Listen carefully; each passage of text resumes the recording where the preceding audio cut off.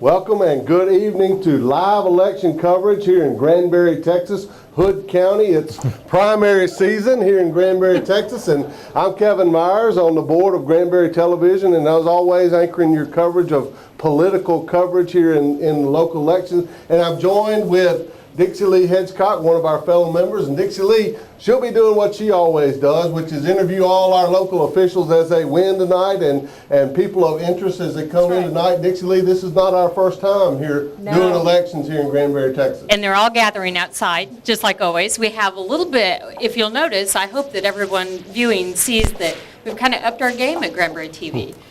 We're not out in the middle of everybody chatting, which makes a little less distraction for us, but we have already elected officials that aren't running in the primaries this evening that we'll get to visit with, give us a snapshot of what they think is going on in the primaries and what's going on in either their county business or their city business, and we're really looking forward to a wonderful evening. And as Dixie Lee says, we're really trying some new things on tonight, so bear with us on any technical difficulties, but it's going to be fun here this evening. Right. Thank you, Dixie Lee. You're and welcome. She'll be collecting up several people for us Yes. to interview. I saw Steve Berry was fixing his hair out there and getting ready to come on television, and the judge is here. We don't have a makeup artist yet. No though. makeup artist here, but they'll be coming on here shortly, and I'll let Dixie Lee get ready for that, and then I'll introduce the other part of our team. This is another new aspect of what we're doing tonight. Normally we've talked about local races, and it's just been me and it's been Dixie Lee.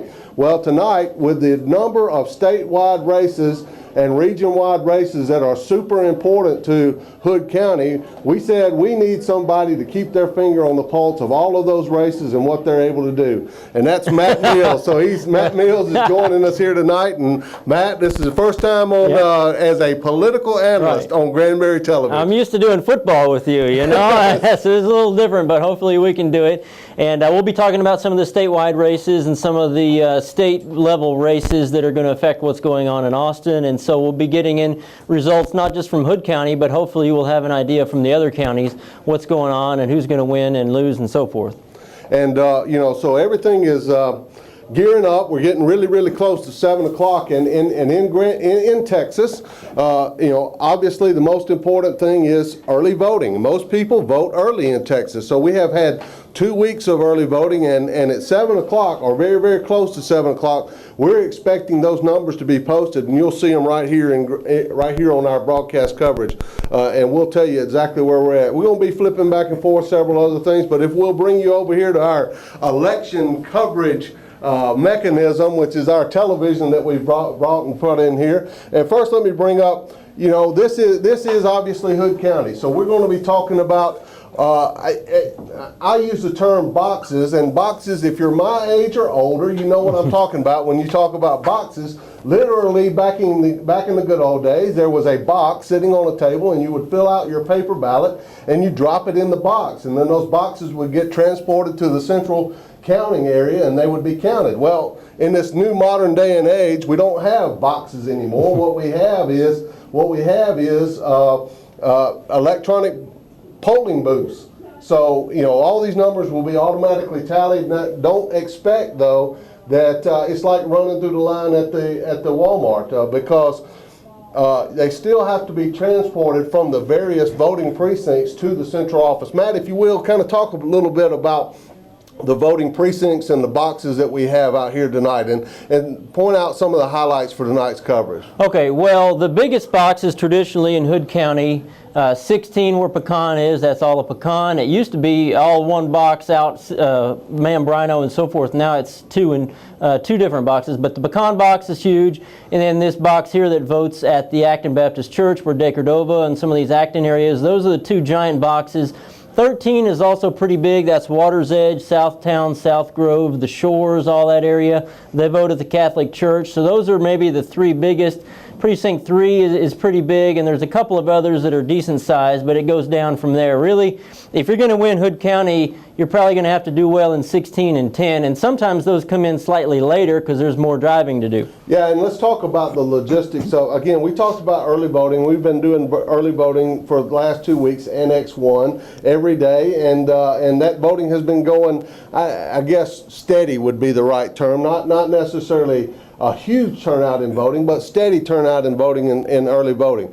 But on election day itself, the game kind of changes a little bit. So if you're in line right now, which we're cutting really, really close to 7 o'clock here, in fact, I think it is 7 o'clock, if you're in line, you get to vote. You know, and so any of these boxes that have people in line, maybe an hour, maybe an hour and a half, depending on how long it takes them to get that line cleared before they actually get to tally their votes. And then they have to bring it to the central office, have it counted or uploaded or whatever you want to call it electronically these days. So there's still some delay in how we get final numbers. But traditionally, early voting is the big tell on how elections are going to go. Usually the election day is not vastly different from early voting. So if somebody is maybe 55, 45 ahead after early voting, almost every single time it's over. I mean, usually it's got to be within just a few percentage points, or else, you know, you're pretty much going to know what's going to happen after the early vote is put up. But in the statewide races or in multiple county races, somebody might mop the floor with somebody else in Hood County, but that might not mean anything for other counties involved, you know. And so the other thing that we want to point out, although we've got the Hood map of Hood County here, probably one of the biggest races we're going to be covering, probably the biggest race that we're going to be covering tonight from a Republican primary perspective, is the state rep for seat 60 race between incumbent Jim Keffer and challenger Cullen Crisp, who happens to live right over here, right outside the front gate of Pecan Plantation. And that's, I guess, hotly contested would be the right word to say. Yeah, a few mail pieces in my mail, and I'm sure you got the same. Just a little bit of money and a little bit of interest and all sorts of mudslinging and so forth. That's been an interesting race in this county. And so we'll be watching to see how, not only how is that vote going in Hood County, but in the other counties surrounding us that make up that District 60 seat. And Matt, what are those counties that are involved in that seat? Well, Hood is the biggest in terms of Republican primary vote. So how Hood goes has a lot to do with who's going to win overall. The next biggest county is probably going to be Brown County. Third is probably Palo Pinto County. Fourth, maybe Eastland and Callahan County. They're about fourth and fifth. And then there's Shackelford and Stevens, which are just a little blip, a drop in the bucket. So mainly Hood, Brown, Palo Pinto, that's mostly where this thing is going to be decided. So if you feel like there's been a lot of campaign signs and there's been a lot of mailers and everything else here in Hood County, it's because the vast majority of the Republican vote, primary vote, is concentrated here in Hood County. Yeah, it's a big, I wouldn't say vast majority, but it's close to half. But I mean, when you consider that our population is nowhere close to half of the whole state rep district, our Republican primary is that big. And so there's so many people voting in the primary here compared to some of the other counties. And so Hood really carries a lot of weight in this state rep race. So everybody thinks Hood County is ground zero, which it really is. It really is. And, you know, on a larger scale, statewide races, and we're going to kind of run through those races as they come through here tonight and as we're looking at the numbers, there are varying degrees of other important races going on. You know, I think it's fairly certain that the Republican primary and the Democratic primary for the governor's spot are pretty much decided upon. They are. It'll be, but the lieutenant governor race, now that's going to be a different story. Yeah, really, this is maybe the most interesting statewide election we've ever had, or at least in any memory, because when Perry resigned or said he wasn't going to run again, and Susan Combs, also the comptroller, that created a domino effect. So all these other people jockeying for positions. So, for instance, Jerry Patterson, the land commissioner, running for lieutenant governor.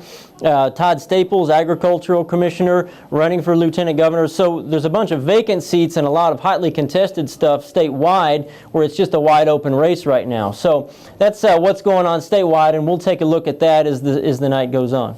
You know, and you know, we're gonna step away from the screen for just a minute and leave you with our elections 2014 screen as we're looking for those early voting numbers come in. We'll step away a couple times. We haven't quite got all the fancy switching gear and everything else that we need, but we're getting there here at Granbury. So you might see a little panning and zooming of the camera, but other than that, we're in the modern world of broadcast coverage here in Granbury TV. So with that, we'll step away for a couple minutes and we'll be right back. You stay tuned. There is no test, Kevin. We're live. No test. I mean, yeah, We're hey, you just sink or swim, you know. We got these old beat-up microphones, and hopefully they're working. So, as I said, modern technology day and age. Sound-wise, we're okay now, Drew. You can hear us good? All right, good. And again, like I said, we're playing with everything here at Granbury Television, but that's why we do these things. It's a learning proposition. So we're still waiting for early election returns to come in. I think they're verifying the numbers right now. When you see this screen change and you start seeing the stuff scroll through here, we'll have the real results. Now, this is kind of odd. We usually are used to having our early returns right at 7 o'clock. So I'm a little surprised that we don't already have those. But hey, it's this modern technology world. They may be having some glitches as well themselves. Yeah, it's about 7:20, 7:19 right now, I think, on my watch. So right at, pretty close to 7 o'clock still. I guess they said they were verifying, and I don't know what all goes into verifying. I'm not really a guru like you with the technology, so we're going to see what they do on verifying the results. But again, a very large crowd is gathered here at American Town Hall to watch the results as they come in, and just an air of excitement waiting for these results to come in. There's a lot of people that have worked very hard to get to this point where they're at tonight. A lot of hard work and effort have gone into these campaigns. Both you and I have run for public office and won. Both you and I have run for public office and got Yes. a different outcome. Yes, So we we have. both know that Yeah. we both know the kind of work that goes into these kind of things. Yeah, and really this could have been a much bigger election cycle countywide when you figure so many uncontested races on the ballot. County judge almost never is uncontested because, it's not like one of those lawyer positions where you have to be a lawyer to run. Anybody can run for county judge, basically. So that's uncontested. Steve Berry, who was just here, uncontested. And then a lot of the other races are uncontested. So you really only have 4, and 2 of those are just precinct wide. You only have 2 countywide races, so it could have been a lot more intrigue and a lot more excitement and a lot more countywide stuff. Instead, I think the county stuff has taken a backseat to the state rep race, probably in most people's minds, and that's the biggest race, I think, in this county in the minds of a lot of people. And again, we're just waiting for those election returns to come in. Box-wise, we should see if it holds true tonight. I guess bake you some popcorn or whatever, because it's going to be a fairly long evening. If this holds true throughout the evening, we may be 10 o'clock. If these races are close, we may be 10 o'clock before we get final outcome results. I have seen it go that long. It's kind of odd, but have seen it go that long before. Yeah, sometimes if there's going to be a close race and you're maybe waiting for the live pan box to come in to see whether or not somebody, wins or loses or whatever, that sometimes for whatever reason, or one box will just have a weird glitch, and there may be a delay from one box. Well, you can't certify the final vote until all the boxes have come in. So sometimes that does hold things up. But like I said earlier, most of the stuff we're going to know pretty much after early voting who's going to have the upper hand.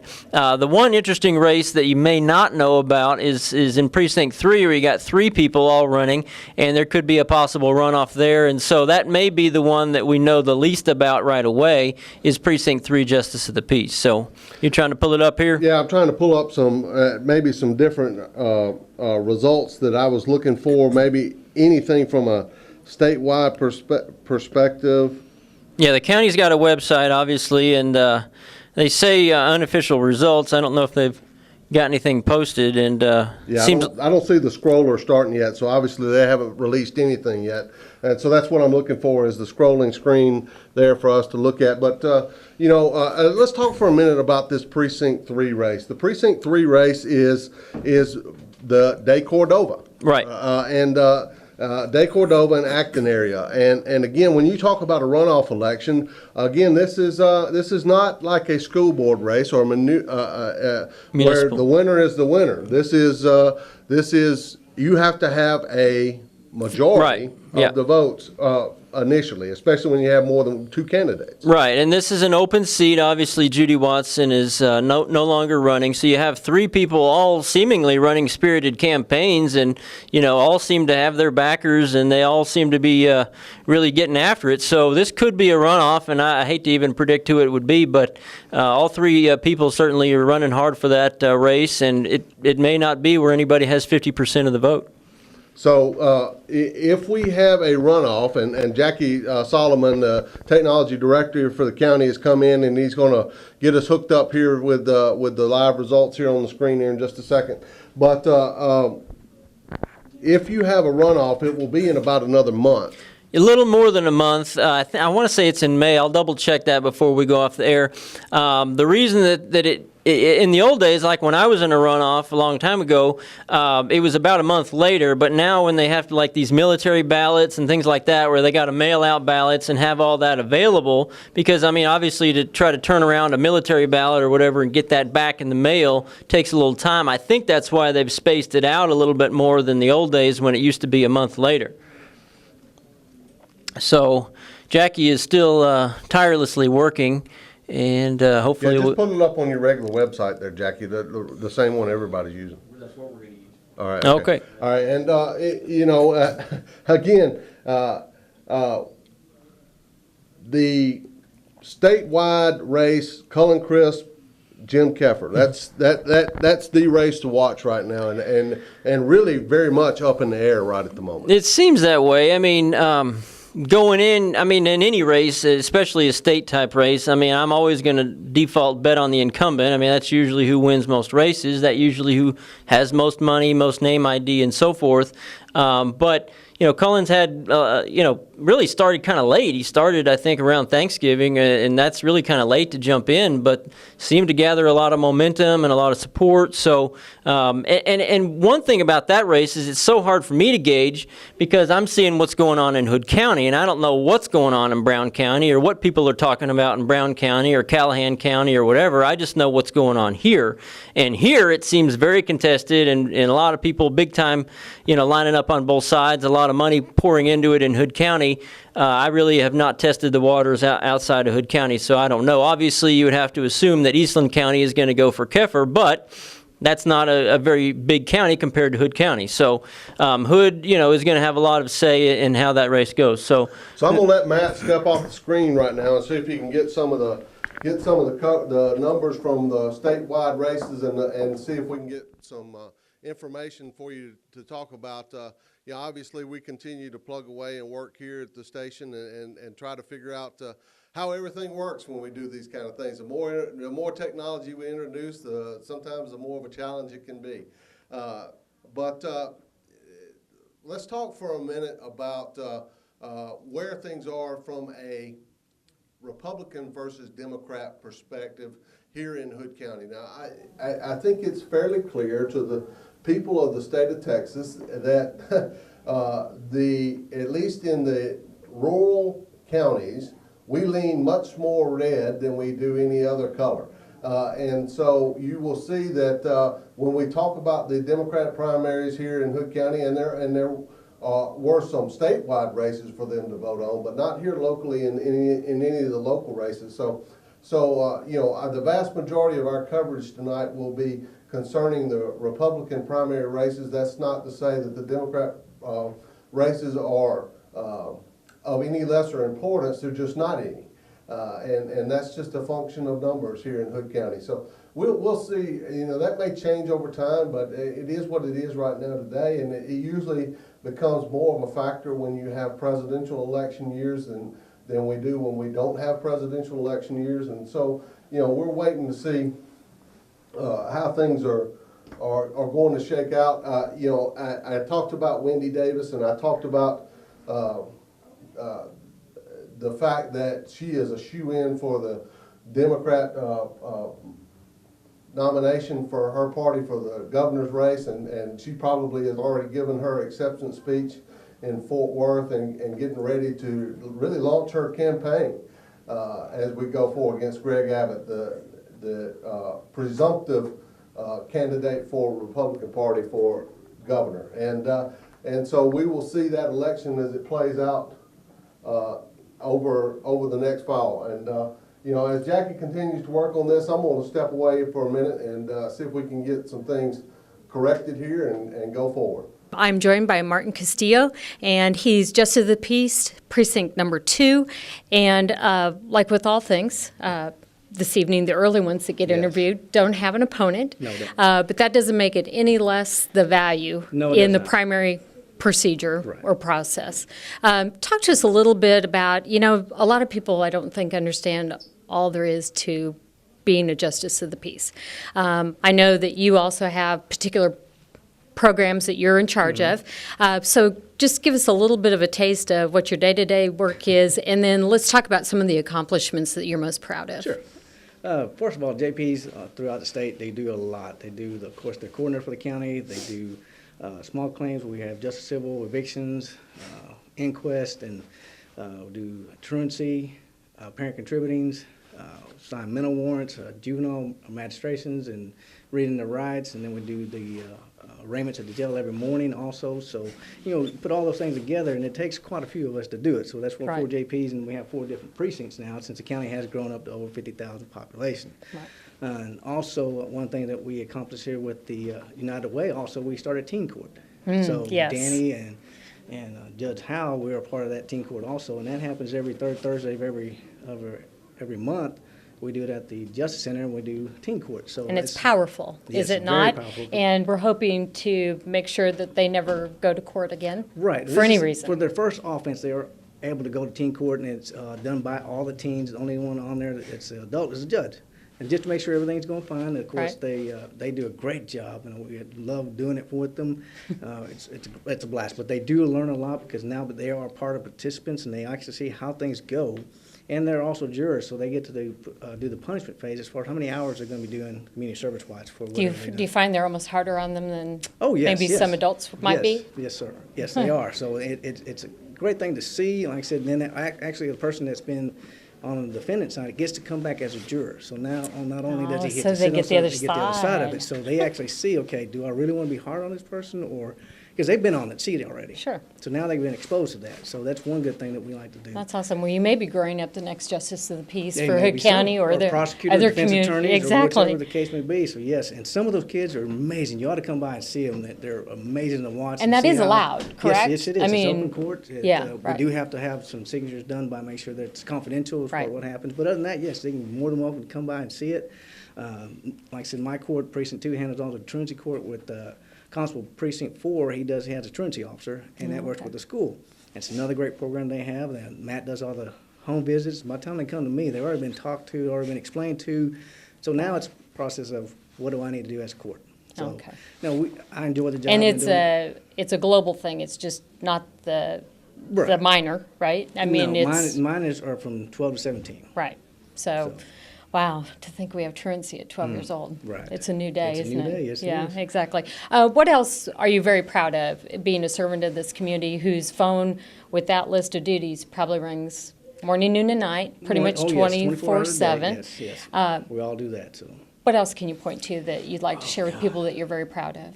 Just being able to help the people and be able to be there, and everybody has a different story they have to go through, and every story they give, you got to listen to. That's right. So that's one part I do enjoy, being able to do that for them.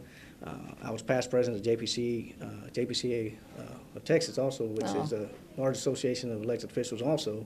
It's all your JPs, constables, and clerks, and deputy constables throughout the state. I was their past president, so on top of that, we had to go through Excellent. the state and help with legislation and so forth. But it's there really for the nice job. for us to have representatives, elected officials from Hood County who are making an impact on the state Yes. as well, because you touched then how many? Then how many, Yeah. not besides the home community here, but just all through the state Exactly. too. So, but I enjoy the job, I enjoy all the people I work with, everything else. So, That's great.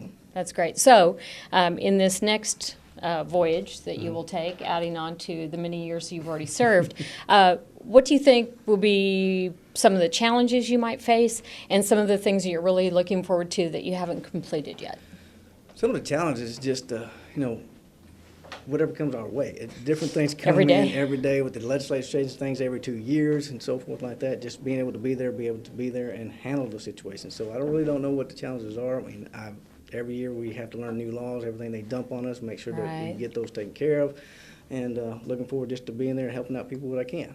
Excellent. Well, we thank you for your service. Thank you. Thank you for your time this evening. All right. Okay, we're back, and we've been running back, and I've been running back and forth trying to get some numbers for you. First of all, let's talk about Cullen Crisp, Jim Keffer in Hood County. In Hood County, it's pretty decisive in favor of Crisp, about 66 and change percent to 33 and change percent for Keffer. Margin around 1,300 total votes. That's from early voting.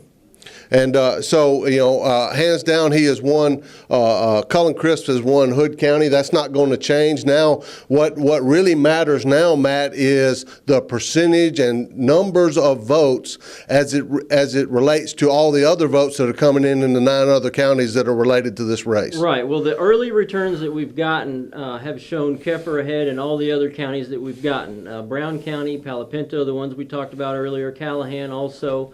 And pretty close to dead even from the counties that we've received thus far. But we haven't received Eastland, which I'm certain is going to be a Keffer County. Of course, that's where he lives. And Shackelford and Stevens we have not seen yet. We've gotten the results from the other counties. And it's just by a hair Keffer ahead from the ones that we have seen and totaled up on our own little computations. Maybe a couple hundred votes difference.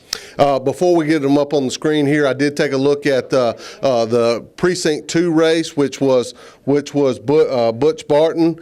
He is ahead by 54% on there. So that race, although not undecided, certainly leaning in Butch Barton's place for the Precinct 2 County Commissioner seat. Those numbers likely not to change that much here after early voting goes. So it looks like it will be Butch Barton as the County Commissioner for Precinct 2, which is Pecan Plantation and those areas around that. Right. From what I was hearing out there, it looks like Kathy Davis has a lead, and also Katie Lang has a lead, and Kathy Gwynn in that Precinct 3 race is leading, but not 50%. So it looks like pretty sure we're going to a runoff, and it's very tight between Rick Fry and Daryl Grober from what the results I saw from the early voting.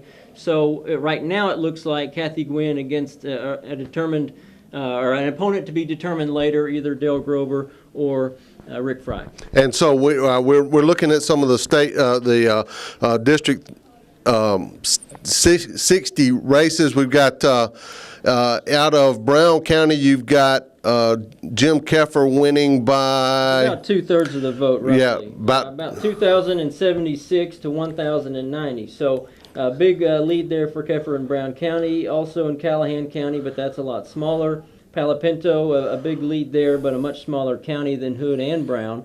But overall, it looks right now, if things keep going the way they've been going, that Keffer will probably pull this out, but it will be tight is the way that I would project it at the moment. Yeah, and these numbers do not have Hood County numbers in them, so they're going to change. But excluding Hood County, you've got 3,089 votes for Jim Keffer, and for Cullen Crisp, 1,638 votes. But we know that number is going to flip. Right. That just Right. did with Hood County's voting numbers that are already in. That number is going to flip and get really, really tight. Right. There was about a 1,300 vote margin, like we said. So if you add another 1,300 votes by margin for Cullen, that would be pretty close to dead even after those are counted. But we still haven't heard, again, Coleman, Eastland, Shackelford, and Stevens. Shackelford and Stevens are tiny. Coleman, not very big, but Eastland, a little bit more size. And you would expect that to be in the 70-30 range or so, I would imagine, for Keffer. You know, Matt, let's take a moment and talk a little bit about some of those. I guess I don't want the term I'm going to use is oddball, but that's not the right term to use. It's races that I guess we never ever see the candidate from a statewide perspective. We see candidates for governor, lieutenant governor, we see them for state rep, but we don't see them for the criminal court of appeals Right. and those kind of seats. What are the job functions of those people? Well, you know, even as a practicing lawyer as I am, I don't even know a lot about the candidates. They're so usually poorly funded, not a lot of focus. But one thing in Texas that is odd about Texas compared to maybe some of the other states is that we have two separate courts of last resort. In other words, the high court in Texas, there's actually two high courts in Texas. There is a Supreme Court, and then there's a Court of Criminal Appeals, and as you can probably figure out, Court of Criminal Appeals handles criminal cases, and the Supreme Court handles basically everything else. So as things are appealed up, there's basically a trial level, and then it goes to a Court of Appeals, which our district is in Fort Worth, and that handles everything, criminal and civil, but then from there it splits off and goes one or the other. So those are the races that a lot of people don't know much about, including me, unfortunately. So if you're sitting at home and you were going through your 9 pages of ballots, and about 6 of those pages of your 9 pages, you said, I've never even heard of this race, or I don't even know what that is for. Don't feel alone. So it really is. Somebody really has to get heavy into the research to be an informed voter in those races. Yeah, they're just winging it almost. I mean, if they can maybe come up with one statewide mailer or something, then that's doing good, on those races. I don't really know how those races are decided. I mean, when it's just a pig in a poke or whatever the saying is. But, I try to research a little bit, but even then it's kind of imperfect. I'll have to be honest. If you don't know, if you've never understood how it is that names get on the ballot, and this is something that changed in the legislature, I guess maybe four, maybe 6 years ago, used to be any candidate who was the incumbent had an I beside his name, so you at least knew who the incumbent candidate in the race was. And so they've done away with that. You don't even know who the incumbent is anymore. So let's say that Matt and I are running for office. Let's say dog catcher of Hood County. Matt and I are running for dog catcher of Hood County. Okay, so it's not alphabetical. It's not by who's the biggest or strongest or smartest or prettiest, which obviously I would win, all of those different things. It's rather has to do with a game of chance.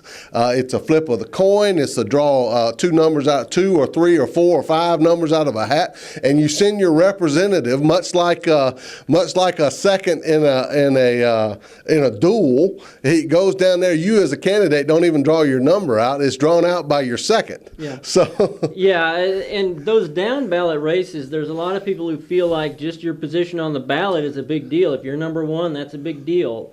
Obviously, the more that people are focused on a race, they're going to go in with the intention to vote one way or the other, regardless of where the name might be on the ballot. But on those down ballots, some people really think that being number 1 is a big deal. And for that matter, there are a lot of people that subscribe to the fact that I don't know who I'm voting for, but by gosh, I want my vote to be counted, so I'm just going to pick a name. Yeah. And there could be any number of reasons to do that. I noticed that one of the candidates that was running was George Bush. And it never hurts to have a name that can be associated with other folks, but it is not the George Bush. Well, it's a George Bush. It's the son of Jeb Bush, and so he's part of the same family. It's not just like he went out and changed his name from Joe Schmo. He is part of the family. So in Hood County anyway, he was rolling pretty decisively in the early vote. So that's sort of the intrigue or lesser known facts of voting mechanisms here in the state of Texas. Yeah. So, if you want to kind of run through some of those state races, I saw some of the early returns. John Cornyn, the incumbent senator, was winning about 2/3 of the vote in Hood County in the early results. Mike Conaway would run against Wade Brown, and Conaway was ahead decisively in Hood County. That's one of those races that theoretically could have been a high-profile race, but Wade Brown really underfunded and was here and participated in the debates and things and did his campaigning, but didn't have the money to go up against the incumbent so much in that race. So that's not been a high-profile race in Hood County. Again, I assume, I don't know, did you see how the governor's race was coming out from a statewide perspective? Yes, Abbott was well on top of the rest of the people in that particular race on the Republican side. And you know, one of the things that as you voted this time around, you noticed that if you voted in the Republican primary, that you had different party platform issues. And Matt, talk about what those issues.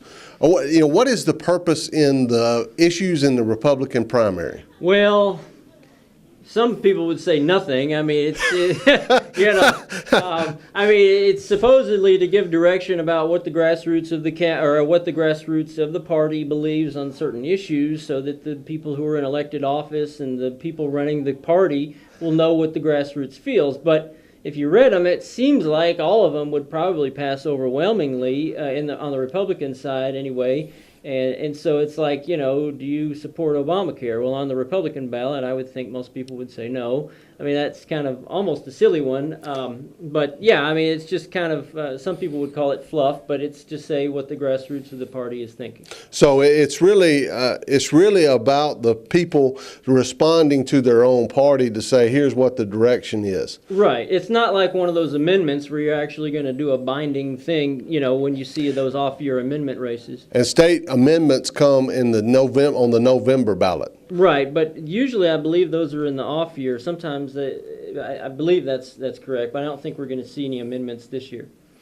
So, you know, again, we're still waiting. Like I said, early returns have come in. We're waiting for additional things to go in. Dixie Lee's wrangling up some people to put in front of the camera out there. I think some of them are a little camera shy or apprehensive or whatever you want to say, and they shouldn't be. Dixie Lee doesn't bite, and you know, we'll kind of go from there. Yeah, so are we going to go? Yeah, I think what we'll do is we'll step away real quick. We'll leave it right here on this screen, and we'll be back shortly. All right. You're in for another special treat. I will tell you that we have some unopposed candidates here with us this evening, and we've had the great pleasure of having Ralph Walton be in the district as a judge for 20 years. And I told him not to forget that not all of us have lived here 20 years or the 40 years you've been in this community. Tell us in just a thumbnail sketch of your career and your service to this community. Well, Patsy and I moved here back in 1974. Okay, I was kind of fresh out of law school almost. I'd been in Fort Worth for about a year with another law firm, but came here in 1974, so we're in 40 years. Wow. I can't believe it. I mean, I didn't know I'd been having this much fun. You know, And it went- time flies and it when went you're just- having a good time. exactly. I guess I've been having a great time. Exactly. So the bulk, obviously, of my legal career has been right here in Hood County. I'll be darned. I mean, it was a different place back in 1974. Certainly. Let me tell you. Yeah, Right. about half the buildings on that square were boarded, Or didn't have a roof, right? Right. Is Yeah, what- and the Opera House was a shell, and they were in the process of restoring that. In fact, Patsy was in the first play after they reopened it in 1975, Gold in the Hills. So, I love it. But I've been here practicing law in the legal profession all those years. And so what 20 of it- the years I spent as a trial lawyer, trying cases and in the courts in this area all around here. And then, of course, I'm in my 20th year on the bench as a trial judge. So I'll be darned. I've And so spent all what- my career in the litigation area of the law. Right. What was the trigger, though, to be a servant in the court Yeah. as a judge? I mean, what was there a particular moment in time, or was it just a natural transition for you?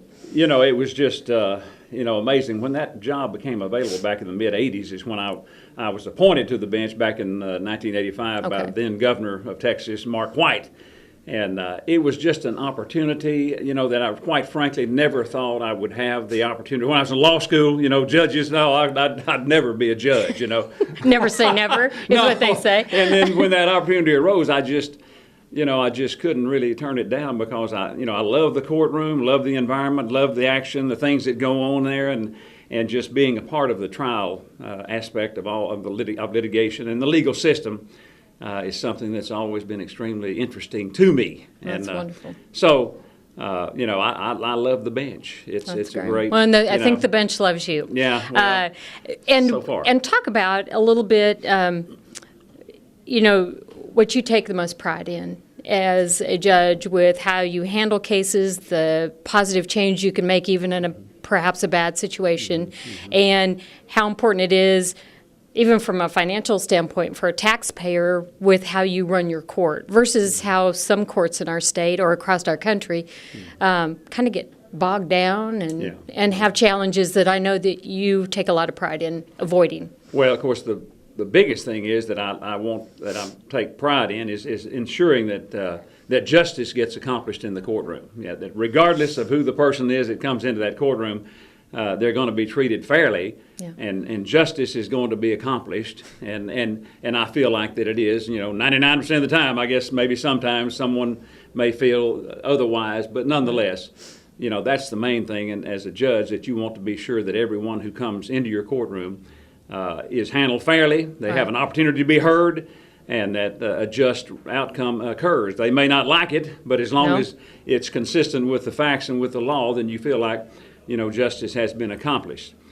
I think in my courtroom, one of the things that I'm most pleased with is the fact that we have a very efficient court. I have great people working with me in the district attorney's office, in the district clerk's office, in my office, really great people. And I've organized that court so that it moves along very smoothly. We don't allow backlogs in my court. We keep the cases moving, and that's the way I have always operated my business itself, and then of course on the bench is to ensure that these cases move along through the system, that they don't bog down, that they don't fall off in a black hole, that they Yes. are disposed. They don't become a cold case Right, before they've even exactly. been heard. Right. I've always thought that justice delayed is justice denied. And so, we move the cases along. Criminal cases typically can be brought to trial from the time of indictment to disposition within 6 months in my courtroom. And that's very unusual anywhere, especially, in this part of Texas, Okay. and especially if you compare it to the metropolitan areas Sure. where they have backlogs of 2 or 3 years.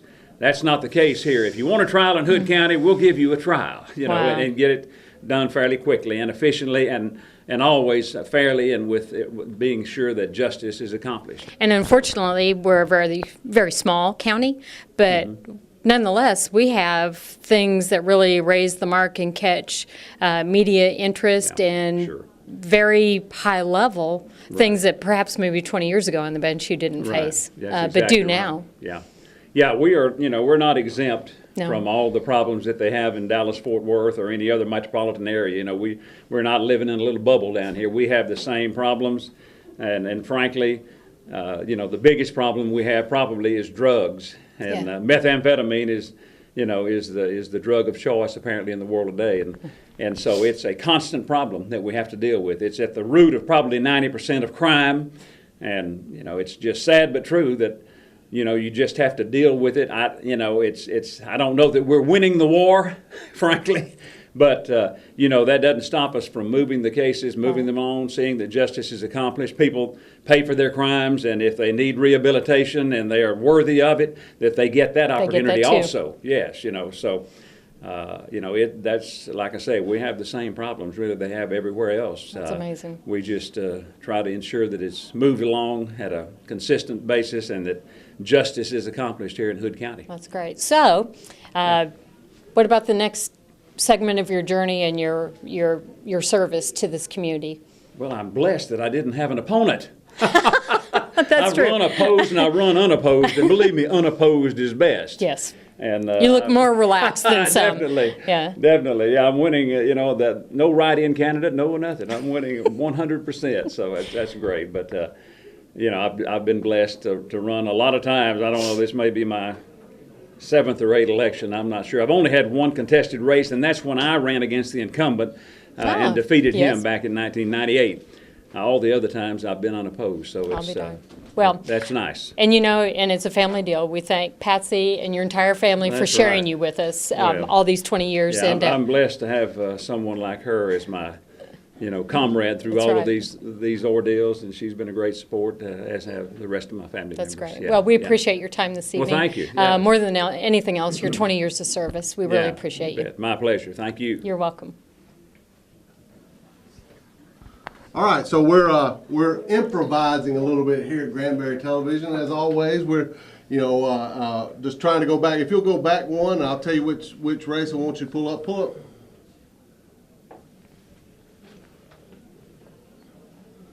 Well, it's going to be real hard for you to see it on the screen, but we'll kind of point as we're as we go here. Obviously, right now, we're looking at, this is Hood County numbers, okay, Hood County numbers. So we're looking at, in Hood County, 91% of the vote in Hood County with early voting, okay, this box right here and box number 1 are the only 2 boxes that have come in. We got Greg Abbott is at 91% of the vote. I think that's probably to be expected, Matt. Pull up the next one. It's, there you go. Pull up the, where is the one that I want? Right here. I want that one right there. State Rep, District 20, District 60. Up a little bit, up a little bit. That right there. All right, this is, again, what we've been talking about a lot tonight about the most important, probably the most important race going on right here. This is the Hood County numbers, okay, with respect to the race here in Hood County. And again, 66% of the vote going for Cullen Crisp here in Hood County. This is home county. Matt, is that about what you expected? A little different? What I expected him to win Hood County. I didn't know if it would be quite this margin, but then I also thought he might have a better showing in places like Palo Pinto and Brown, which those have gone pretty decisively the other direction. So overall, again, we talked about earlier, it's a tight race, and as the election results have come in, it looks like Jim Keffer is going to be in a slight lead, at least early on, unless something changes drastically. He's probably going to squeak it out. We got it scrolling now. So we'll just kind of talk about these as they come by. And each one of these races, it's in a big loop. Everything that's running is going to show up here on the screen. So right now, we're on the Railroad Commissioner. And that's the Democrat ballot, too. Yeah, Democrat. So that's why it's going to take quite a while to scroll through all of these different races and keep us up to date on what's going on. But as we see one of interest, we'll point it out as it goes by. Again, I think the thing of note right now is we only have early voting numbers and box 1 in. So we have 15 other boxes left to come in tonight. So quite a bit longer to go tonight to see the races. You'll see on the screen, you'll see precincts reporting, 6.67% of the precincts reporting, which is basically just one of them. And then the total for that candidate, 100% of the total vote is right there. So again, most of the races in the Democrat primary are unopposed, and so you'll see just one name scrolling across there as we're watching. Again, these are just Hood County numbers that we're seeing. So. And again, we're going to just about finish the Democrat ballot. I think this thing will start over at the top of the, I guess, the Republican and this ballot. Is what we were talking about, religious freedom, Second Amendment, right? These are the same, just as we were talking about earlier in the Republican primary race and those down ballot kind of issues. Same thing for the Republican, for the Democrat ballot as well. And for the most part, they put them on there for people to say, yes, I support that. Right, and this is back to the Republican ballot here, as you see the REP. So this scrolling thing is flipped back to the Republican side. I guess they're going to start with the those types of question mark races, not really races, but these little questions for people to answer, and then we're going to get hopefully to the. And we see the one that Matt was talking about. Yeah. Do you support Obamacare and or do you support the repeal of Obamacare? 93% of the Republicans in Hood County say yes. I want to repeal Obamacare. That's not really a big shock. So this is on the Democrat side, though, and as you see the Dem here, and obviously the numbers are way smaller significantly. The overall numbers voting in the Democrat primary a lot smaller here in Hood County. Not any contested Democrat races in Hood County, but obviously the people voting Democrat can vote on all the statewide races plus these question mark things. Yeah, and Democrats, you can see that a lot of the issues that are on for the Democrat platform are about health care and the expansion of health care, which is really a big issue here in Texas, is whether or not to subscribe. Oh, here we go. And here's, again, just one box in, obviously Cullen winning that box and still staying about 66 to 33. So I wish we could get the county. I guess this doesn't show the county races? No, they'll come through after this. So the county races, just like your ballot, you have your, in order of, I guess, importance or whatever, it'll roll through these things. We'll kind of watch that go along. This is really jumping around because these are on the Democrat ballot again, so we've really gone back and forth. I don't know if Jackie or anybody can get it where. It really Okay. can't control it. It's kind of. Okay, it's got a mind of its own. Yeah, we want to give you something to look at. Yeah, okay. So if you were wondering if John Cook was doing okay in Hood County unopposed on the Democrat ballot, now you know. So, I mean, you know.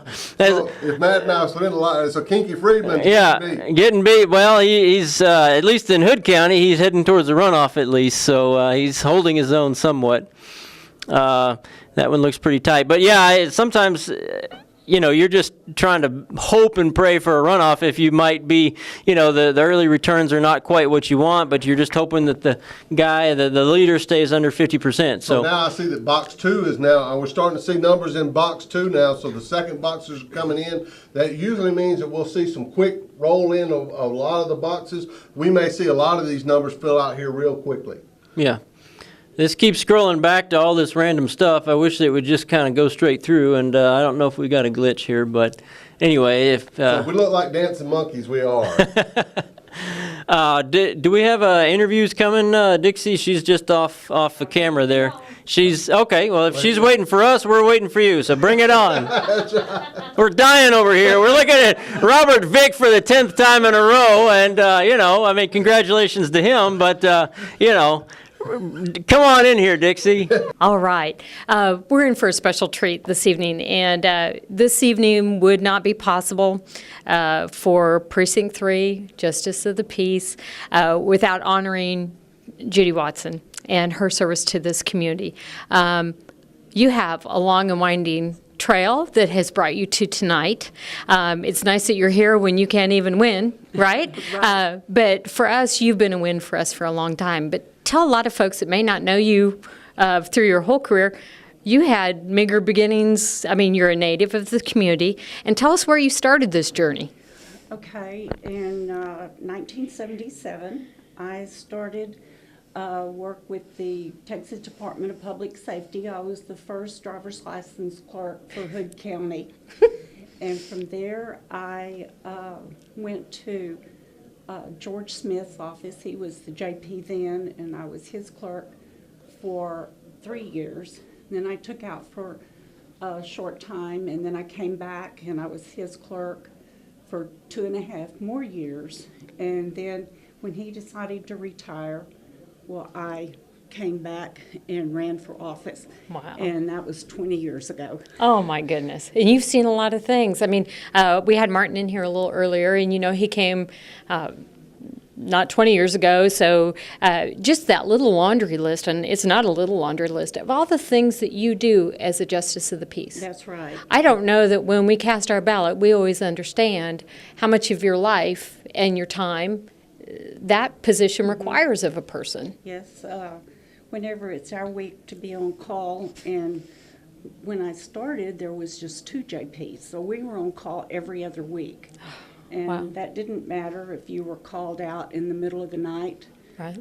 You still had to get up and go to the jail the next morning and do the magistration, and then you had to go to the office and hold court. Wow. So, And it doesn't matter you were up all night at an accident no. scene or whatever the case may be. No. What will you take away, some of your most fond memories? Probably not working in what now in the courthouse is the women's restroom. I mean, you've been around through lots of renovations, lots of Yes. great accomplishments. What do you take away that are like some of the greatest memories for you? Oh, some of my greatest memories are the people that I've met, and I know this is going to sound strange, but the fulfillment that I've received. I don't know if some people realize that we have to go out on death calls, and people will say, "Oh, I'm so glad it's you." Oh. That it means so much to me for you to be here, Yeah. and that's really heartwarming. Yeah, yeah, and that you can be a source of strength for them.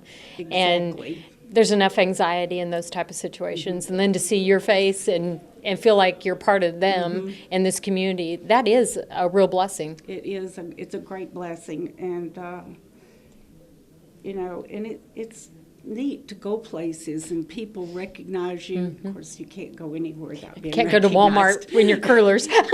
No. I love it. Yes, when I first started and when I would get called out at night, I thought, oh, I've got to put on makeup. I've got to do this. And it's gotten to a point now, what does it matter? Kind of got over that part in 20 years' time. Uh-huh.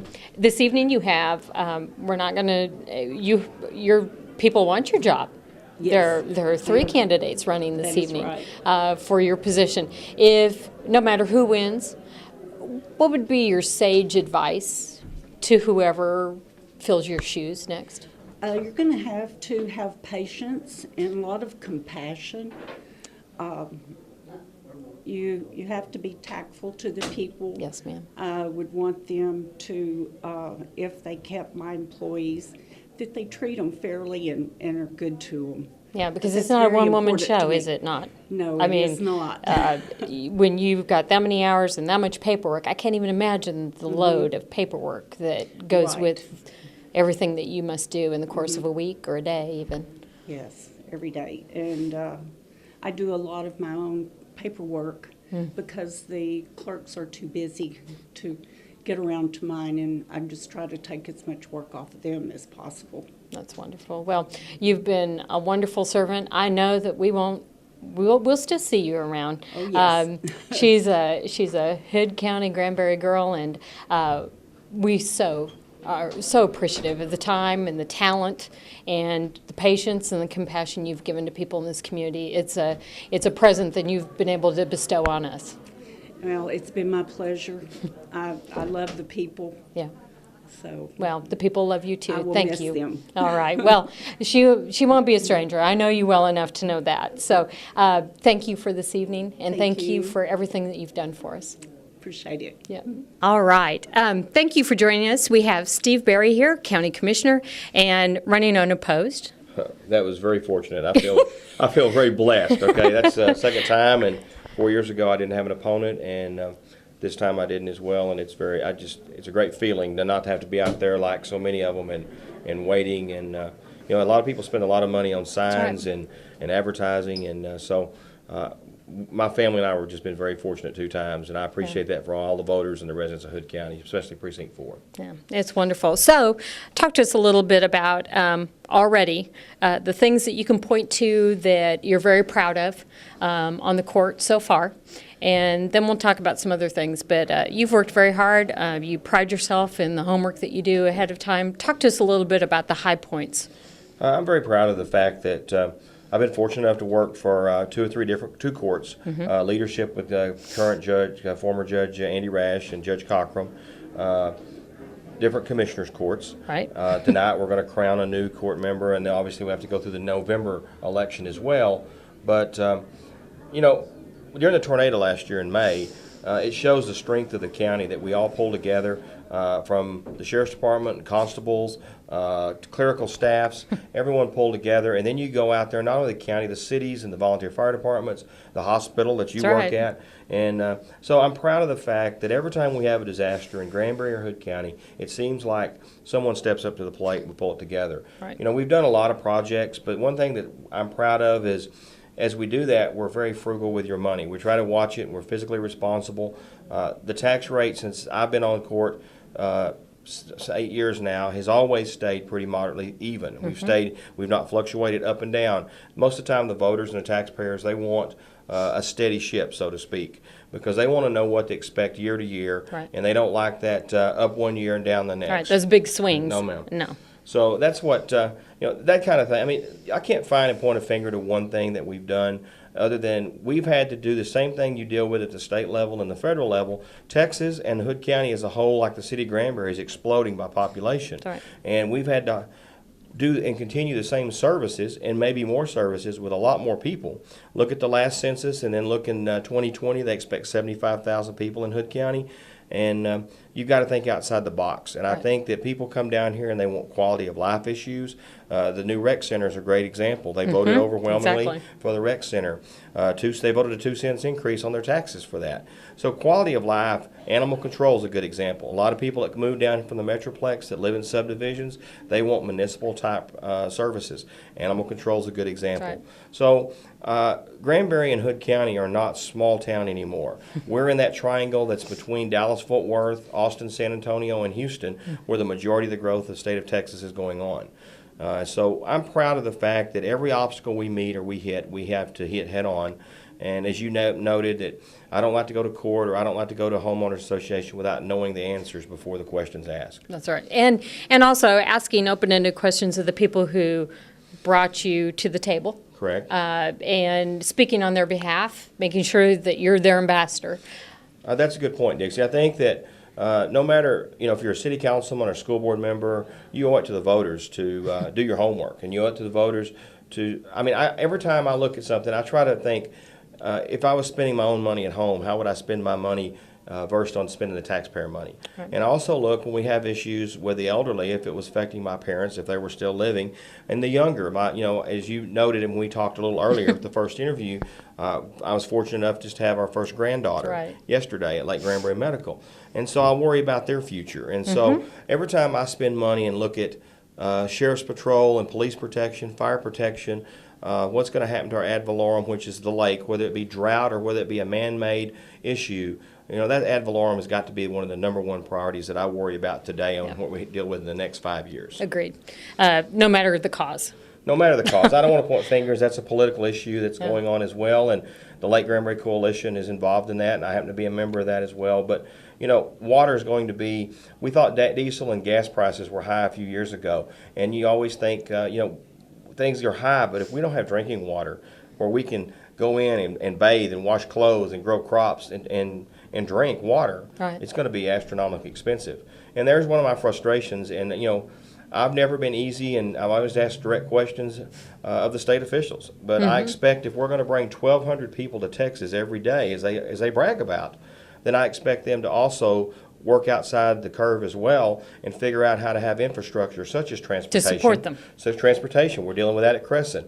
Also indigent health care. You deal with that at the hospital. We go to hospital Every board day. meetings and deal with indigent health care. The sheriff deals with indigent defense. And then we go back to the fact that it's a continued growth. And with that growth, you're going to have to, you can't take the same pot of money and bring 10,000, 15,000 people to Granbury and Hood County and continue to do the same business as usual without spending more money. With the same pot of money. Right. Yeah. Talk to us a little bit about then this next segment of your service to the community, because you're a public servant. What things would you like to see? What things do you hope the court can accomplish that are kind of on your radar for the future? I think as long as the voters and the taxpayers want quality of life and services, we owe it to them to try to figure out the best way and get the best bang for the buck. Right. I was a fireman for 24 years, paramedic at the hospital before that, and I believe that you ought to go to work every day. I ran on the campaign 8 years ago that I'd be a full-time commissioner. And I believe if you go and knock a door and you ask somebody for their vote, then you need to step up and do what you say you're going to do. And I pride myself in the fact that every day I get to work for you. I have people call my office and say, Commissioner Berry, it's really a small issue. And I tell them at that point, no matter if we're dealing with a lake, no matter if we're dealing with Crescent, when you got my attention, and I learned that from my dad when he was a commissioner years ago, return calls, but tell that little person on the phone, a young man, young lady, it's important if for you to find my number, then you've got my undivided attention. Yeah. And it may just be his culvert. That's right. In his Off our driveway. hole in his drive, Yeah, exactly, So, exactly. But he But appreciates it's a quality of life issue for him because he can't get his That's family correct. out the driveway. Well, and when you meet him at the store, or you meet him on the square, like the big thing we had this weekend with Right. the Texas Independence Day, they remember you. That's right. And so I pride myself on the fact that I think that we're going to elect someone tonight that will continue the same goals and the same ideas that I have as far as serving the people. Right. We're a really unique county. We're built up of the western part of the county.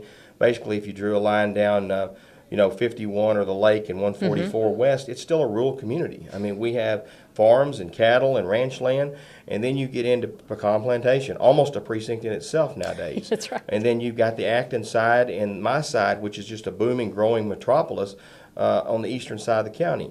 When I used to knock doors, when I had an opponent, and I go to HOA meetings, I'd ask people, what are your concerns? And a lot of people would say, before the lake issue came up, as long as I can put my boat in the lake, as long as I can go play golf, as long as my wife has a great church and a PTA and a good school, that's the quality of life that they want. And they move down here and they want that. And That's that's right. what, if I'm going to be elected, I have taken that oath to go out and try to help them get the best bang for their buck that we can. And I think you see that even with the hospital. The hospital has grown. You've seen it grow as far as adding on, and they've tried to bring in really competitive doctors, and they've really increased their specialties. So I've lived here all my life. I commuted back and forth to Arlington. I've raised my boys here, and now my grandkids are being raised right. here. So to me, You have a vested interest, don't you? absolutely. And That's I right. think that Hood County and Granbury have a lot to offer for the people here, and I think that we owe it to them to do the best we can.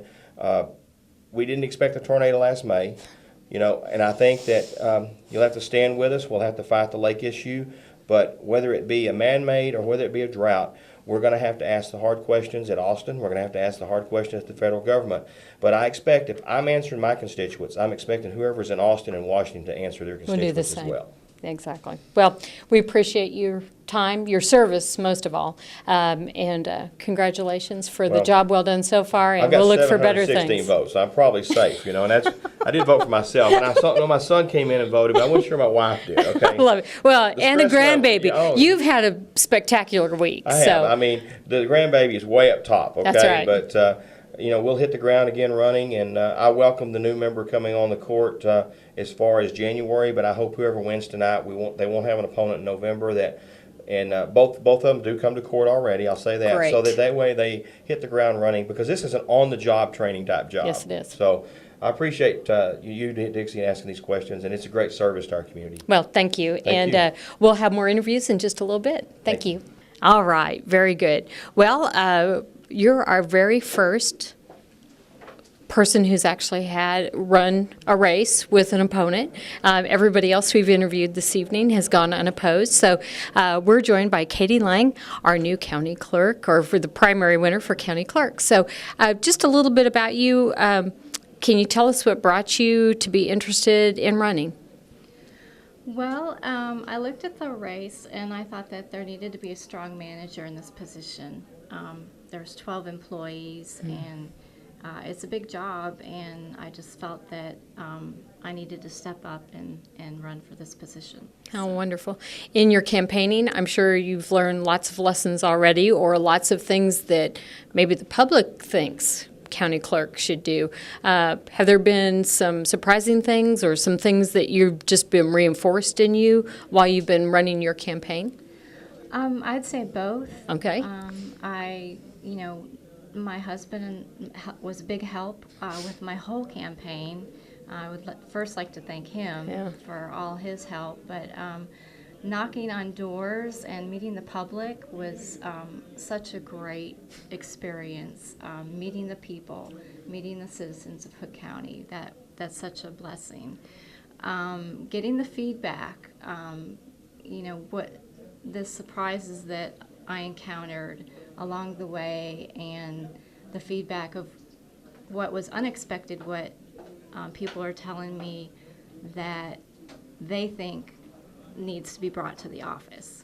So there's those little problems that I've encountered that So from a customer perspective, Customer share it. perspective, Yeah. exactly. How nice. Yes, so, those professional things that need to be upgraded Okay.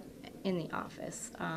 That's the kind of things I'm talking about. And, I think it's just great getting out there and meeting the people. That's right. We do live in a wonderful community for that, and no better place to learn it than at their doorstep.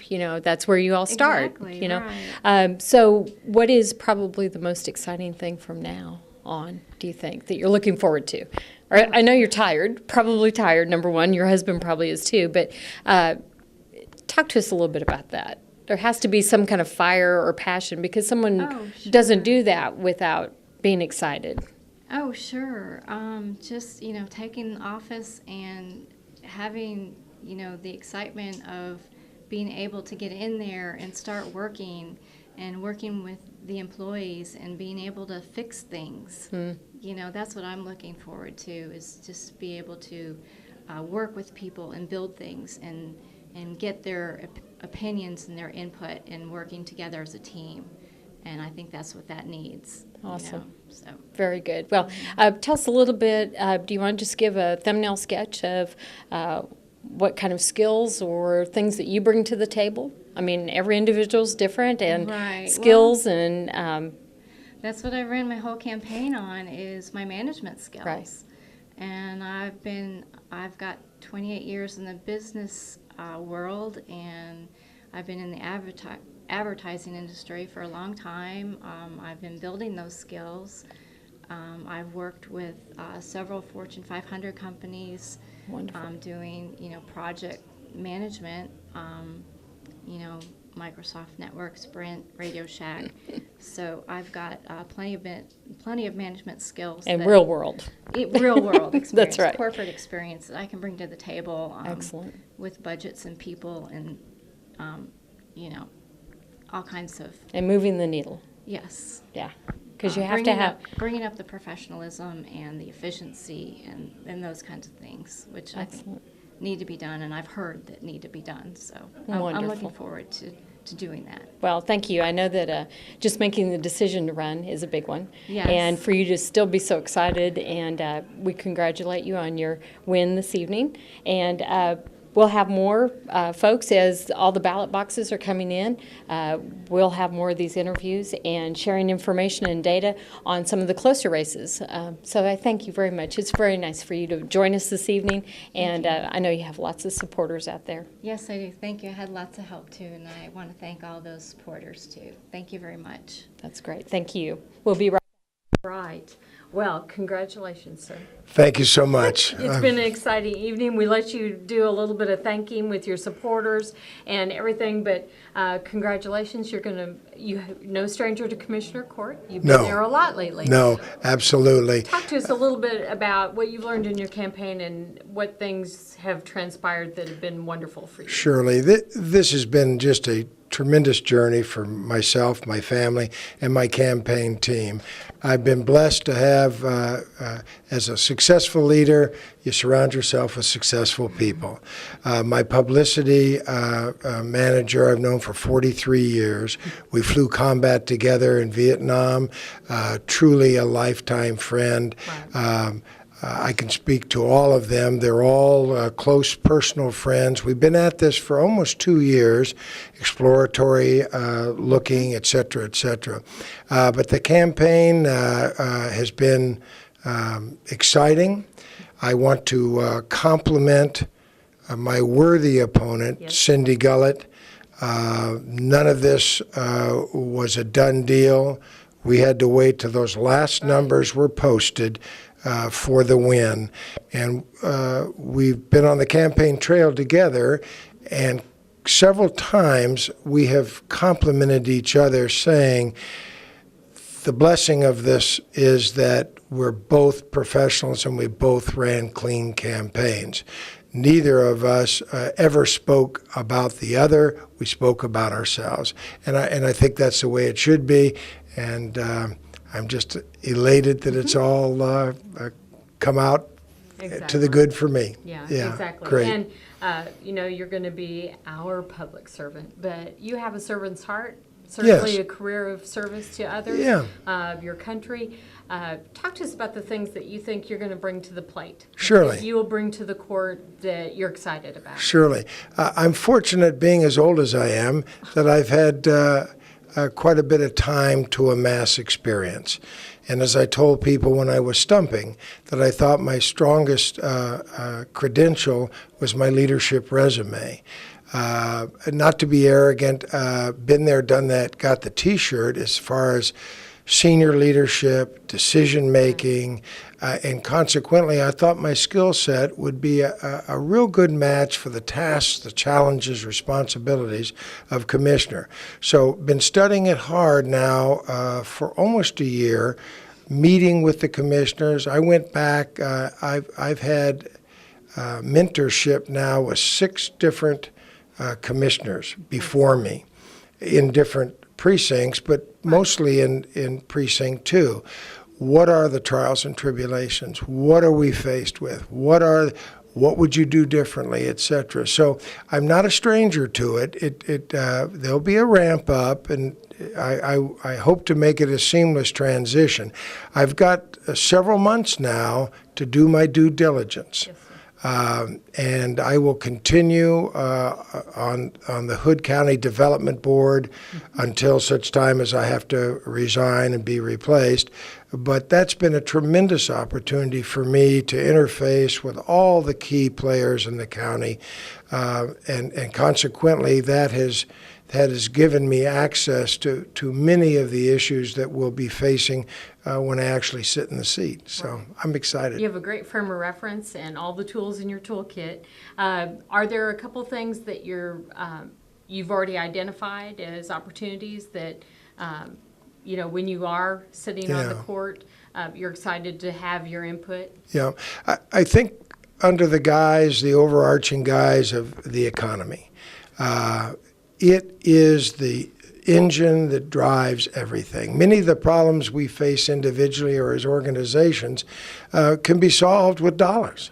It gives you more options. It gives you more time. It gives you exactly. So consequently, I think my focus will be, when dealing with individual issues, is how does that strategically play with the economy? Is that in reference to or in consideration of a strategic plan? Not just thinking, as we used to say in the military, don't think about just in-basket mentality, what you're faced today, the deadline of today. Think strategically, think out years, and hopefully provide that leadership that is going to carry the day in the strategic framework. And for tomorrow. Yeah, absolutely. Exactly. Sure. Well, we will continue to see you both on your services on the board. Right. And very excited for you to be on the court. So congratulations. Thank you so much. As I tell everybody when I'm out stumping, I make one and only one campaign promise. I will get up every day and I will give you my best. And we can't ask for more. There you go. Thank you, sir. Thank you. Well, thank you for joining us this evening. We've had a wonderful evening of interviews and results, and we thank you for being a part of it with us tonight. Okay, well, thank you. I think that this is our last interview for the evening, and our congratulations to Kathy Davis for Treasurer for Hood County, and it's a pretty exciting night. Yes, ma'am. Thank you, Yes. Dixie Lee. Yes, you're welcome. Tell us a little bit about, like everybody we've interviewed this evening, especially for people who've held office.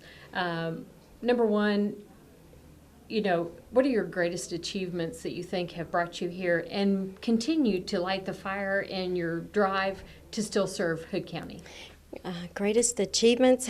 I'm sorry, I'm just really so overwhelmed right now. Maybe your achievement is tonight, right? My achievement is tonight, yes. Okay. It's serving another term for Hood County citizens. I'm so humbled and so proud at the same time. I mean, it's people that know me know that I'm incredibly passionate about my job.